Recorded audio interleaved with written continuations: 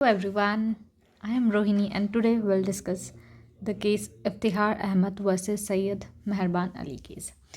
तो इस केस के फैक्ट थोड़े से कंफ्यूजिंग है, इसीलिए मैंने यहाँ पे ड्रॉ किया हुआ है. ठीक है. पहले यहाँ पे जो केस जो सूट इंस्टीट्यूट किया था that is between ABC versus x.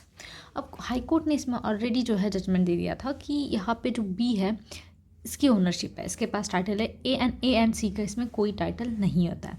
अब इसके बाद बी ने क्या किया था, इसी प्रॉपर्टी को मॉर्गेज पे दिया था टू दी एक्स पर्सन. ये हो गया, ये ऑलरेडी हाई कोर्ट ने डिसीजन दे दिया था. उसके बाद सेम लोग दैट इज़ ए और सी जिनका कोई टाइटल नहीं है इस प्रॉपर्टी में, उन्होंने फिर से एक सूट इंस्टीट्यूट किया अगेंस्ट दिस एक्स पर्सन जिसे प्रॉपर्टी मॉर्गेज पे दी गई है. तो अब इस केस में लीगल इशू ये था, क्या ये जो जजमेंट जो हाई कोर्ट ने पास किया था अर्लियर केस में, क्या ये ऑपरेट करेगा as a res judicata in respect of the question of title of the party to that property. क्योंकि यहाँ पे ए और सी इन दोनों के पास प्रॉपर्टी का टाइटल बिल्कुल भी नहीं है और ये हाई कोर्ट ऑलरेडी डिसाइड कर चुकी है. तो ऑब्जर्वेशन ये थी कि कोर्ट ने ऑब्जर्व किया that it is settle by a large number of decision that the judgment operate as a res judicata. कि जो हाई कोर्ट ने अगर ऑलरेडी डिसीजन दिया है तो हाई कोर्ट का एक डिसीजन भी जो है, हाई कोर्ट का जो जजमेंट है वो भी एज अ रेस जुडिकाटा की तरह ऑपरेट करेगा बिटवीन और अमॉन्ग दैट को डिफेंडेंट. तो यहाँ पर ये जो ए और सी थे वो को डिफेंडेंट थे and it is necessary to establish. तो कुछ तीन या यहाँ पे कुछ चार चीज़ें हैं जो आपको स्टैब्लिश करनी पड़ेगी. सबसे पहला कि कॉन्फ्लिक्ट ऑफ इंटरेस्ट है होने चाहिए between the co-defendant, first thing.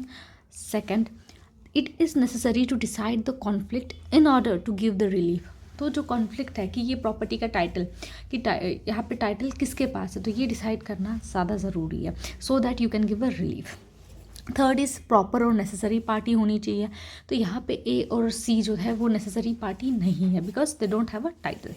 And third is the court actually decided the question, right. Then अगर ये कंडीशन सेटिस्फाई हो जाती है तो कोई रीज़न नहीं है, ऐसा कोई भी रीज़न नहीं है कि हम जो है डिसीजन को एज अ रेस जुडिकाटा की तरह अप्लाई ना करें. सो इसमें इस पर्टिकुलर केस में कोर्ट ने डिसाइड किया कि जो प्रॉपर्टी है वो बिलोंग करेगी टू द पर्सन एक्स. और जो डिस्ट्रिक्ट जज थे वो एकदम करेक्ट थे इन होल्डिंग दैट कि जो अर्लियर जो जजमेंट है हाई कोर्ट का वो ऑपरेट होगा as a res judicata regarding the title of the property. तो यहाँ पे ए और सी ने जो सब्सिक्वेंट सूट फाइल किया था तो वो जो है वो गलत हो जाएगा इस केस में. आई होप आपको ये केस समझ में आया. Thank you.